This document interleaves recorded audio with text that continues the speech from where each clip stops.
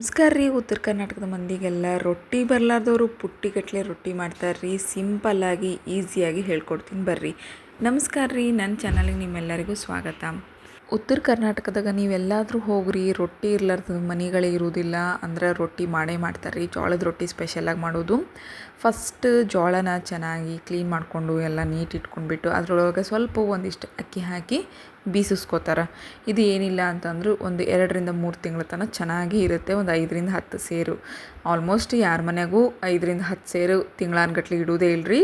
20-30 ದಿನ ಅಂದರೆ 20 ದಿನ ಅಂದ್ರೇ ಭಾಳ ಆಯಿತು, ಅದರೊಳಗೆ ಖಾಲಿ ಆಗಿಬಿಡ್ತದೆ. ಈಗ ಈ ರೊಟ್ಟಿಗೆ ಏನೈತಲ್ಲ, ಹಿಟ್ಟನ್ನೆಲ್ಲ ರೆಡಿ ಮಾಡ್ಕೊಳೋದು ಹೆಂಗಂತ ಹೇಳಿದೆ. ಜೋಳ ತೊಗೋಬೇಕ್ರಿ, ಮತ್ತು ಸ್ವಲ್ಪ ಅಕ್ಕಿ ಹಾಕಿ ಅದನ್ನು ಹಿಟ್ಟು ಹಾಕ್ಸ್ಕೊಂಡು ಬಂದು ಇಟ್ಕೋಬೇಕು. ಈಗ ಈ ಜೋಳ ಏನೈತಲ್ರಿ, ಇದ್ರೊಳಗಡೆ ನಾನೀಗ ಸೂಸ್ಕೊಳತ್ತೀನಲ್ಲ, ಹಿಂಗೆ ನೀವು ಸಾಣ್ಗಿ ಹಿಡಿಬೇಕಾಕತಿ. ಇದೇ ರೀತಿ ಮಾಡ್ಕೊಂಡ್ಬಿಟ್ಟು ಒಂದಿಷ್ಟು ಬಿಸಿನೀರನ್ನ ಹಾಕ್ಬೇಕು ನೋಡ್ರಿ. ಇದಕ್ಕೆ ಜಿಗಿ ಅಂತ ಕರೀತಾರೆ ಉತ್ತರ ಕರ್ನಾಟಕದ ಮಂದಿ. ಜಿಗಿ ಅಂತಂದ್ರೆ ಬಿಸಿ ಬಿಸಿ ನೀರು ಕತ ಕುದೀತಿರ್ಬೇಕು. ಆ ನೀರನ್ನ ಇದ್ರೊಳಗೆ ಸ್ವಲ್ಪ ಹಾಕ್ಬೇಕಾಕತಿ. ಹಂಗೆ ಹಾಕೋದ್ರಿಂದ ರೊಟ್ಟಿಗಳೇನೈತಲ್ಲ ಸೈಡಿಗೆಲ್ಲ ಕಟ್ಟಾಗ್ತಿರ್ತಾವಲ್ರಿ, ಅವೇನು ಕಟ್ಟಾಗೋದಿಲ್ಲ. ಅದ್ರ ಸಂಬಂಧ ಇದಕ್ಕೆ ಬಿಸಿನೀರು ಹಾಕ್ತಾರೆ, ಅದನ್ನು ಜಿಗಿ ಅಂತ ಕರೀತಾರೆ ರೀ. ಈಗ ಇದನ್ನು ಚೆನ್ನಾಗಿ ನೀವು ಕಲಿಸ್ಕೊತ ಹೋಗ್ಬೇಕಾಗತ್ತೆ ರೀ. ಇದು ಒಂದಿಷ್ಟು ಬಂದುಬಿಟ್ಟು 4ರಿಂದ 5 ಜನ ಇರೋರಿಗೆ 8ರಿಂದ 10 ರೊಟ್ಟಿ. ನೀವು ಬೇಕಾದ್ರೆ ಒಂದು 4 ರೊಟ್ಟಿ ಮಾಡ್ಕೊಳೋದಿತ್ತಂದರೆ ಸ್ವಲ್ಪ ಹಿಟ್ಟೇನಿತ್ತಲ್ಲ ಕಮ್ಮಿ ಮಾಡ್ಕೊಳ್ರಿ. ಇದನ್ನು ಯಾವಾಗಲೂ ನೀವು ಹೆಂಗೆ ತಿಂದ್ರೂ ಚೆನ್ನಾಗಿರ್ತೈತಿ. ಬಿಸಿ ಇದ್ರೂ ಚೆನ್ನಾಗಿರ್ತೈತಿ. ಇಲ್ಲಪ್ಪ ಆರಿದ ಮೇಲೆ ತಿಂತೀನಿ ಅಂದರೆ 2-3 ದಿನ ಇಟ್ಟು ತಿಂದ್ರೂ ಚೆನ್ನಾಗಿರ್ತೈತಿ ರೀ. ಯಾವಾಗಲೂ ರೊಟ್ಟಿ ಏನೈತಲ್ಲ ಕೆಡೋದಿಲ್ಲ, ಭಾಳ ದಿನ ಇಡೋಕ್ಕಾಗೋದಿಲ್ಲ. ಬಟ್ ಖಟಕ್ ರೊಟ್ಟಿ ಅಂತ ಬರ್ತೈತಿ, ಅದನ್ನು ಕೂಡ ಅಷ್ಟೇ ಕೆಂಡದ ಮೇಲೆ ಇಟ್ಕೊಂಡು ಮಾಡ್ಕೊತಾರೆ. ಅದು ಕೂಡ ಅಷ್ಟೇ ಸೇಮ್, ನೀವು ತಿಂಗಳಾನ್ಗಟ್ಲೆ ಇಟ್ರೂ ಕೆಡುವುದಿಲ್ಲ. ಇದನ್ನು ನಾನು ಗ್ಯಾಸ್ ಮುಂದೆ ಮಾಡ್ಕೊಳತ್ತೀನಿ. ಹಾಗಾಗಿ ಇದನ್ನೇನಿದ್ರು ಒಂದು 4 ದಿನ ತನಕ ಇಟ್ಕೊಂಡು ತಿನ್ಕೋಬೋದು ರೀ. ಟೆನ್ಷನ್ ಇರೋದಿಲ್ಲ. ಒಂದು ದಿನ ತಿಂದ್ರಿ, 2ನೇ ದಿನ ರೊಟ್ಟಿನ ಆರಿಸ್ಕೊಳ್ರಿ, ಕಟ್ಟಿ ಹಾಕತ್ತಿ, ಮತ್ತು ಅದನ್ನು ಕೂಡ ಸಾಂಬಾರ್ನಾಗ ಹಾಕ್ಕೊಂಡು ತಿನ್ಕೋಬೋದು. ಈಗ ನೋಡಿರಿ, ಇದನ್ನು ನಾನೀಗ ಕಲಿಸ್ಕೊತಾ ಇದ್ದೀನಿ. ಬಿಸಿನೀರನ್ನ ಹಾಕಿಬಿಟ್ಟು ಕಲಿಸ್ಕೋಬೇಕಾದ್ರೆ ಏನೈತಿ, ನೀವು ಚಮಚೆ ತೊಗೋರಿ. ಚಮಚೆ ತೊಗೊಂಡು ನೀವು ಕಲಿಸೋದ್ರಿಂದ ಏನಾಗುತ್ತೆ, ನಿಮ್ಮ ಕೈ ಸುಡೋದಿಲ್ಲ.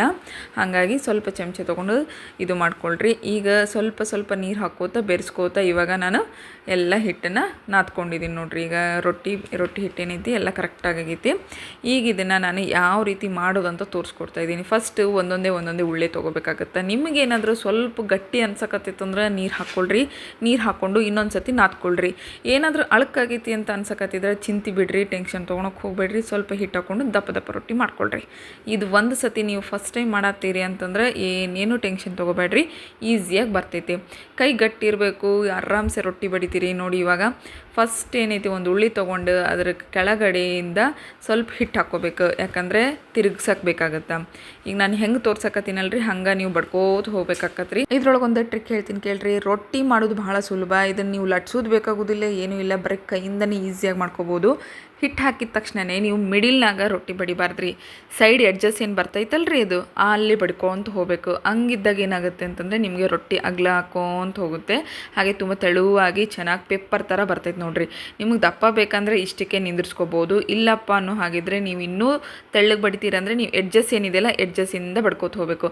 ಈಗ ಇದನ್ನು ಹೆಂಗೆ ಹೊಳ್ಳಿಸೋದು, ಹೆಂಗೆ ತೆಗಿಯೋದು ಅಂತ ತೋರಿಸ್ಕೊಡ್ತಿದ್ದೀನಿ ನೋಡ್ರಿ.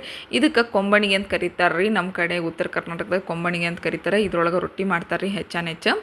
ಇಲ್ಲ ಅಂತಂದರೆ ಕಲ್ಲಿದ್ರೆ ಪರ್ಸಿ ಕಲ್ಲನ್ನ ಕೂಡ ಮಾಡ್ಕೋತಾರೆ. ಇದನ್ನು ಉಲ್ಟಾ ಏನು ತೆಗಿತೀವಲ್ರಿ, ಕೆಳಗಡೆ ಹಿಟ್ಟೇನು ಇರ್ತೈತಲ್ರಿ ಅದು ಮೇಲ್ಗಡೆ ಭಾಗ ಬರಬೇಕು. ಅಂತಂದರೆ ನಾವು ಕೆಳಗಡೆ ಏನು ರೊಟ್ಟಿ ಬಡಿದಿರ್ತೀವಲ್ರಿ ಅದೇನಿದೆ ಮೇಲ್ಗಡೆ ಭಾಗಕ್ಕೆ ಬರಬೇಕು. ಈಗ ಹಂಚಿನ ಮೇಲ್ಗಡೆ ಭಾಗಕ್ಕೆ ಬಂದಿದೆ. ಈಗ ಇದೇನಿದೆ, ಕಾಟನ್ ಒಂದು ಬಟ್ಟೆ ತೊಗೊಳ್ರಿ. ನೀಟಾಗಿ ನೀರನ್ನ ಅದರೊಳಗಡೆ ಎತ್ಕೊಂಬಿಟ್ಟು ಹಿಂಡ್ಕೊಂಬಿಟ್ಟು ಇದ್ರ ಮೇಲ್ಗಡೆ ಹಾಕ್ತಾ ಹೋದರೆ ಮುಗೀತು. ಇಷ್ಟೇ ನೋಡ್ರಿ, ಇದ್ರ ಕೆಲಸ ಮುಗೀತು. ರೊಟ್ಟಿ ಮಾಡೋದು ಭಾಳ ಸುಲಭ, ಹೆಚ್ಚು ಸಮಯ ತೊಗೊಳೋದಿಲ್ಲ, ಏನೂ ಇಲ್ಲ. ನೀವು ಒಂದು ಸತಿ ಮಾಡಿದರೆ ಚಪಾತಿ ಬೇಡ, ಪರೋಟ ಬೇಡ, ಏನೂ ಬೇಡ ಅಂತೀರಿ, ಬರೀ ರೊಟ್ಟಿ ಒಂದೇ ಸಾಕಂತೀರ, ಅಷ್ಟು ಚೆನ್ನಾಗಿರ್ತೈತೆ. ಇದನ್ನು ನೀವು ಈಗ ನೋಡ್ತಾ ಇದ್ರಲ್ಲ, ಮೇಲ್ಗಡೆ ಸಣ್ಣದಾಗಿ ಸ್ವಲ್ಪ ಬಬಲ್ ಬರಬೇಕು. ಈ ರೀತಿ ಬಬಲ್ ಬಂದ ತಕ್ಷಣ ಏನಿದೆ ಉಲ್ಟಾ ಮಾಡ್ಕೋಬೇಕು. ಹಂಚು ಮಾತ್ರ ಚೆನ್ನಾಗಿ ಕಾಯಕ್ಕೆ ಬಿಡ್ಬೇಕು ನೋಡ್ರಿ. ಯಾಕಂತಂದರೆ ಈ ಹಂಚು ಏನಿದೆಲ್ಲ ದಪ್ಪ ಇರ್ತೈತೆ ರೀ, ತಳ್ಳಗಿದ್ದನ್ನು ನಮ್ಮ ಉತ್ತರ ಕರ್ನಾಟಕ ಮಂದಿ ತೊಗೊಳೋದೇ ಕಮ್ಮಿ. ಹಾಗಾಗಿ ಹಂಚು ಏನಿದ್ರೆ ದಪ್ಪ ಇರ್ತೈತಿ ರೊಟ್ಟಿದ ಹಂಚು. ಯಾಕಂದರೆ ಹೆಚ್ಚು ಒಲೆದಾಗ ಮಾಡ್ತಿರ್ತಾರೆ. ಒಲೆದಾಗ ಮಾಡೋರ್ಗೆಲ್ಲರಿಗೂ ಗೊತ್ತಿರ್ತೈತಿ ಹಂಚಿನ ಕ್ವಾಲಿಟಿ ಹೆಂಗಿರುತ್ತಂದ್ರೆ ಒಜ್ಜಿರ್ತೈತಿ. ಅದನ್ನು ನೀವು ಈ ರೀತಿ ದಪ್ಪ ಇದ್ದು ತಗೊಂಡ್ರೆ ಫ್ಲೇಮ್ ಏನಿದೆಲ್ಲ ಯಾವಾಗಲೂ ಹೈ ಇಟ್ಕೋಬೇಕಾಕತಿ, ಕಮ್ಮಿ ಮಾಡೋವಂಥದ್ದು ಇರೋದೇ ಇಲ್ಲ ಇದರಲ್ಲಿ. ಈಗ ನೋಡಿ ರೊಟ್ಟಿ ಏನಿದೆ ಎರಡು ಕಡೆ ಬೇಯಿಸ್ಕೊಳಕತ್ತೀನಿ ನೋಡಿರಿ. ನಿಮ್ಮ ಕೈಯಿಂದ ಬೇಯಿಸೋಕ್ಕೆ ಬರೋದಿಲ್ಲ ಅಂತಂದರೆ ನೀವು ಒಂದು ಚಮಚ ತೊಗೊಳ್ರಿ, ಅದರಿಂದ ಸೌಟಿಂದ ತೊಗೊಂಡು ನೀವು ಹಿಂದೆ ಮುಂದೆ ಮಾಡ್ಕೋಬೋದು, ನಡೀತದ. ಇಲ್ಲ ಅಂತಂದರೆ ನೀವು ಒಂದು ಬಟ್ಟೆ ತೊಗೊಳ್ರಿ, ಕಾಟನ್ ಬಟ್ಟೆನೋ ಟಾವೆಲ್ಲೋ ತೊಗೊಂಡು ಸೈಡಿಗೆಲ್ಲ ಪ್ರೆಸ್ ಮಾಡ್ಕೊತ ಹೋಗ್ಬೋದು. ಇಲ್ಲಪ್ಪ ಅಂದರೆ ಕೈಯಿಂದನೇ ಈಸಿಯಾಗಿ ಮಾಡ್ಕೋಬೋದು. ನೋಡಿ ಈಗ ನಾನು ಹೊಳ್ಳೆ ಹಿಂದೆ ಮುಂದೆ ಹೊಳ್ಸಕತ್ತೀನಿ, ಯಾಕಂತಂದರೆ ಎರಡೂ ಸೈಡ್ ಚೆನ್ನಾಗಿ ಬೇಯಬೇಕು. ಹಾಗಾಗಿ ಈಗ ಸೈಡಿಗ್ನಲ್ಲಿ ಏನಾಗ್ತಾವೆ ಅಂತಂದರೆ ಸ್ವಲ್ಪ ಹಾಗೆ ಉಳ್ಕೊಂಬಿಡುತ್ತೆ, ಹಾಗಾಗಿ ಅದನ್ನು ಸೈಡಿಗೆ ಬೇಯಿಸ್ಕೊಳಕತ್ತೀನಿ. ಈಗ ಮುಗೀತು ನೋಡಿರಿ, ನಮ್ಮ ರೊಟ್ಟಿ ಈಸಿಯಾಗಿ ಬಂತು.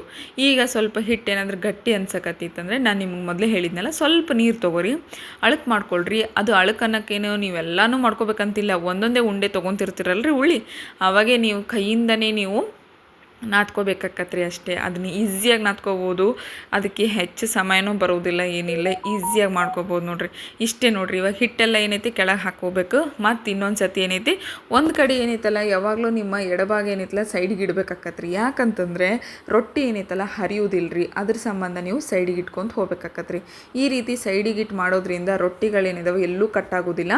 ಒಂದಿಷ್ಟು ಸೈಜ್ ಸ್ವಲ್ಪ ದೊಡ್ಡದಾಗೋವರೆಗೂ ನೀವು ಸೈಡಿಗೆಲ್ಲ ಇಟ್ಕೊಂಡು ನೀವು ತಟ್ಕೋಬೇಕಾಕತಿ. ಈಗ ತಟ್ಕೊಂಡು ಮುಗಿದ್ಮೇಲೆ ನಾನು ನಿಮಗೆ ತೋರಿಸ್ತಾ ಇದ್ದೀನಿ ನೋಡಿರಿ. ಇಷ್ಟೇ ನೋಡಿರಿ, ಒಂದು ಕೈಯಾಗ ಏನೈತಿ ಹಿಂಗೆ ಬಡ್ಕೋತ ಹೋಗಬೇಕು, ಇನ್ನೊಂದು ಕಡೆ ಏನೈತಲ್ಲ ಕೈಯಿಂದ ಸರ್ಸ್ಕೋತ ಹೋಗ್ಬೇಕ್ರಿ.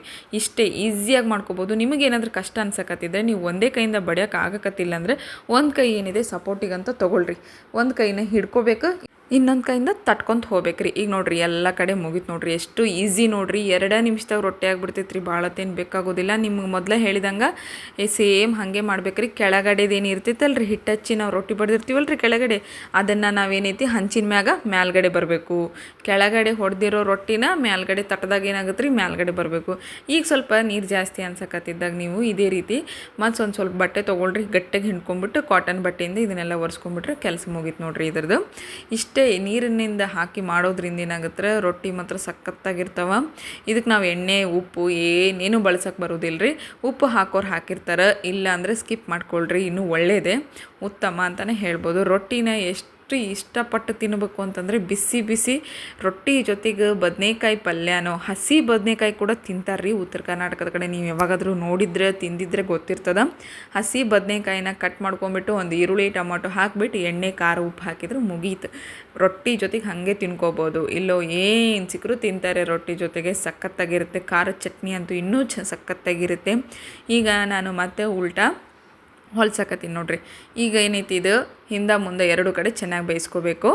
ಒಂದು ಸೈಡ್ ಏನು ಬೇಯ್ತಿರುತ್ತೆ, ಇನ್ನೊಂದು ಸೈಡ್ ಏನಿದೆ ನಾವು ಸ್ವಲ್ಪ ಆ ಕಡೆ ಈ ಕಡೆ ಕೈ ಹತ್ಕೊಂಡು ಬೇಯಿಸ್ಕೋಬೇಕಾಗತ್ತಾ.